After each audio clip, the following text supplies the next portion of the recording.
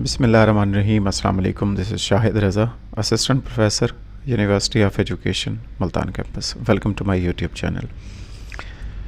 PPSC की preparation के हवाले से या कोई भी एग्ज़ाम जो आप देना चाहते हैं या इंटरव्यू के सिलसिले में एक सीरीज़ जो चल रही है, उसमें आज का टॉपिक जो हम डिस्कस करने वाले हैं that is very important topic, और वो है इंटेलिजेंस। इससे बहुत सारे क्वेश्चन टेस्ट में और इंटरव्यू में पूछे जा सकते हैं और इंतहाई अहम नौइयत का ये टॉपिक है इंटेलिजेंस। आइए देखते हैं। The study of human intelligence dates back to the late 1800 यानी 18वीं सदी में when sir Francis Galton, the cousin of Charles Darwin, became one of the first people to study intelligence. ये बताया जा रहा है कि सबसे पहले जो इंटेलिजेंस को स्टडी किया वो थे सर फ्रांसिस गाल्टन, और ये बात है जो 18वीं सदी के बिल्कुल इख्तिताम पे। एक तो ये बात जहन में रखनी है आपने। दूसरी बात यह है कि ब्रिटिश साइकोलॉजिस्ट चार्ल्स स्पीयरमैन, जिनका ये लाइफ स्पैन बनता है 1863 से 1945 तक, उन्होंने डिस्क्राइब किया था कंसेप्ट ऑफ जनरल इंटेलिजेंस, जिसको जी फैक्टर बोलते हैं। तो ये चार्ल्स स्पीयरमैन ने इसको इंट्रोड्यूस किया था, G factor, general intelligence. Then comes psychologist Louis L Thurstone, 1887 से 1955 तक का इनका लाइफ स्पैन है। इन्होंने फोकस किया था 7 primary mental abilities rather than a single general ability. जैसे ऊपर बात की गई थी कि स्पीयरमैन ने जो कहा था कि जी फैक्टर है, जनरल इंटेलिजेंस है, तो इन्होंने जनरल इंटेलिजेंस की बजाय 7 प्राइमरी मेंटल एबिलिटीज़ के ऊपर फोकस किया था थर्स्टन ने, और वो ये हैं: associative memory, numerical ability, perceptual speed, reasoning, spatial visualization, verbal comprehension और वर्ड फ्लुएंसी। तो ये 7 हैं मेंटल एबिलिटीज़ थर्स्टन के मुताबिक, ये ज़रूरी हैं ज़हानत के लिए। जबकि जो चार्ल्स स्पीयरमैन है उन्होंने जी फैक्टर के ऊपर बात की थी कि जनरल फैक्टर रिस्पॉन्सिबल होता है इंटेलिजेंस के लिए। हार्वर्ड गार्डनर ने थ्योरी ऑफ मल्टीपल इंटेलिजेंस पेश की थी और उन्होंने 8 डिफरेंट इंटेलिजेंसेस जो है उसको प्रपोज किया था, और वो ये हैं: bodily kinaesthetic intelligence, interpersonal intelligence, intrapersonal intelligence, logical mathematical intelligence, musical intelligence, naturalistic intelligence, verbal linguistic intelligence और विजुअल स्पेशल इंटेलिजेंस। तो ये 8 बनती हैं डिफरेंट इंटेलिजेंसेस, जिसको प्रेजेंट किया था अपनी थ्योरी में, जिसे कहा जाता है थ्योरी ऑफ मल्टीपल इंटेलिजेंसेस, जिसे पेश किया है हार्वर्ड गार्डनर ने। इसके हवाले से डिटेल वीडियो मैंने बनाई है, मेरे चैनल पे मौजूद है, वो आप देख सकते हैं इसकी डिटेल। इसके बाद हम बात करेंगे ट्रायआर्किक अप्रोच टू इंटेलिजेंस, जिसे पेश किया था साइकोलॉजिस्ट रॉबर्ट स्टर्नबर्ग ने, और इसमें 3 फैक्टर्स को उन्होंने बताया था कि सक्सेसफुल इंटेलिजेंस के लिए 3 फैक्टर बड़े ज़रूरी होते हैं, और इन्हीं 3 फैक्टर्स की वजह से इसका नाम रखा गया है ट्रायआर्किक अप्रोच टू इंटेलिजेंस। और इसमें 3 फैक्टर्स हैं: एनालिटिकल इंटेलिजेंस, क्रिएटिव इंटेलिजेंस और प्रैक्टिकल इंटेलिजेंस। एनालिटिकल इंटेलिजेंस में आप कोई भी शख्स अपने इंटेलिजेंस की मदद से सॉल्यूशन ढूंढता है प्रॉब्लम की। क्रिएटिव इंटेलिजेंस में नए आइडियाज़ को क्रिएट करता है, एबिलिटी होती है। और प्रैक्टिकल इंटेलिजेंस में वो डिफरेंट जो एनवायरनमेंट है, जो चेंजिंग एनवायरनमेंट होती है, उसमें अपने आप को अडॉप्ट करता है। तो ये 3 फैक्टर हैं, इसी वजह से इसको ट्रायआर्किक अप्रोच ऑफ इंटेलिजेंस कहते हैं, जिसे पेश किया था रॉबर्ट स्टर्नबर्ग ने। नेक्स्ट हम देखेंगे कि जर्मन साइकोलॉजिस्ट विलियम स्टर्न ने फर्स्ट इंट्रोड्यूस की थी ये टर्म इंटेलिजेंस क्वोशेंट, जिसे आईक्यू कहते हैं, अर्ली 20th सेंचुरी में।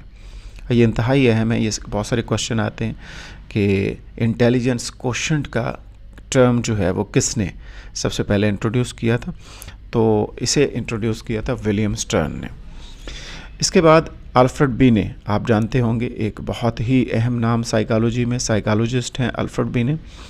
developed the very first intelligence test to help the French government identify school children who needed extra academic assistance।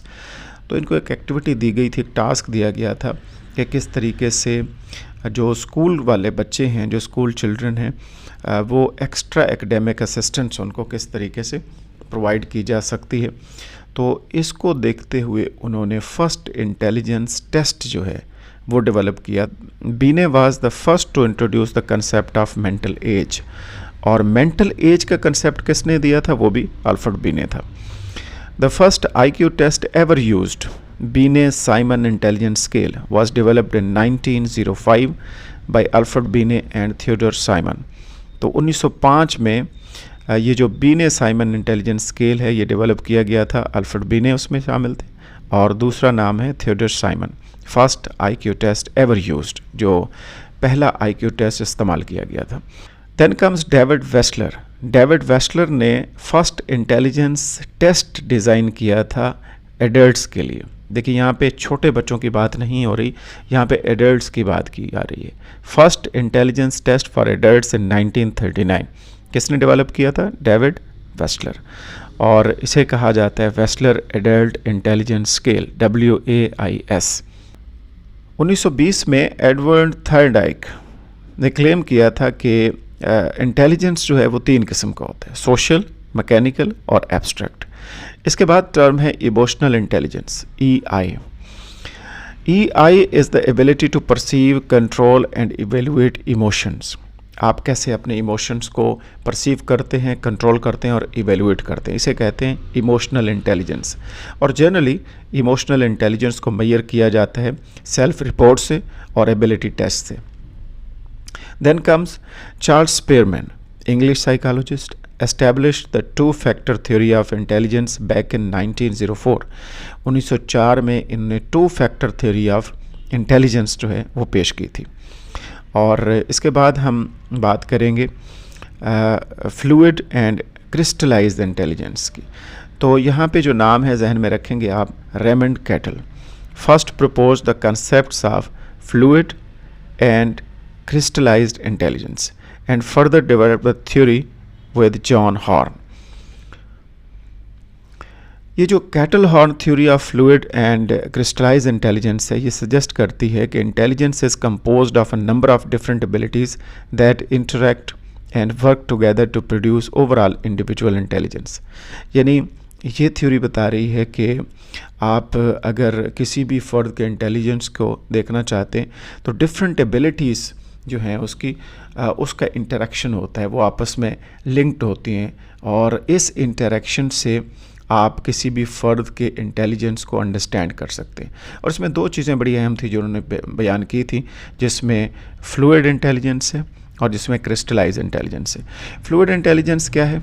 Fluid intelligence is the ability to problem solve in novel situations without referencing prior knowledge. यानी आपके पास जब आप किसी नई situation में होते हैं और वहाँ पे कोई इशू प्रॉब्लम सामने आता है तो उसको आप हैंडल करते हैं अपने प्रायर नॉलेज, जो पहले नॉलेज होता है उसके बग़ैर, तो जिसमें आप यूज़ करते हैं अपनी लॉजिक को, एब्स्ट्रैक्ट थिंकिंग को। तो ये जो आप काम कर रहे हैं इसे कहते हैं फ्लूइड इंटेलिजेंस। दूसरा है क्रिस्टलाइज इंटेलिजेंस।